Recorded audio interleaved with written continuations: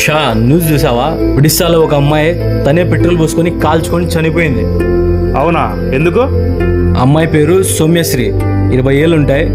Odisha బాలాసూర్లో FM autonomous కాలేజీలో చదువుతుంది. అదే కాలేజీలో హెచ్ఓడి సమీర్ సాహు సౌమ్యశ్రీని సెక్సువల్ హరాస్మెంట్ చేశాడు. అయితే ఈ విషయం గురించి సౌమ్యశ్రీ కాలేజ్ మేనేజ్మెంట్కి ఎన్నిసార్లు కంప్లైంట్ చేసినా కాలేజ్ మేనేజ్మెంట్ పట్టించుకోలేదు. ఇంకా వాడి టార్చర్ తట్టుకోలేక పెట్రోల్ పోసుకొని తనే సూసైడ్ చేసుకుంది. మరంతా జరుగుతున్నా కూడా మేనేజ్మెంట్ ఎందుకు యాక్షన్ తీసుకోలేదు? అన్నిసార్లు కంప్లైంట్ ఇచ్చినా కూడా. ఎందుకు పట్టించుకుంటారు షా?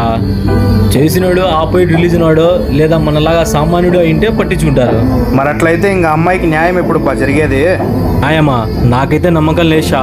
కలకత్తా ఆర్జికర్ మెడికల్ కాలేజ్లో ఒక డాక్టర్ని రేప్ అండ్ మర్డర్ చేసి దగ్గర సంవత్సరం అవుతుంది. ఇంకా ఈ విషయంలో ఏం న్యాయం జరగలేదు. మన దేశంలో ఒక రోజుకి 86 రేపులు జరుగుతున్నాయి. అంటే సంవత్సరానికి దాదాపుగా 30,000 రేపులు జరుగుతున్నాయి. మన దేశంలో న్యాయం అంటూ ఉంటే, ఇలా తప్పుడు పనులు చేసే తప్పుడు నా కొడుకులకి మన న్యాయ వ్యవస్థ మీద భయం ఉంటే ఇలా జరగవు. లెట్స్ హోప్ సౌమ్యశ్రీకి న్యాయం జరగాలి అని. Justice for Soumyasri. Justice for Soumyasri.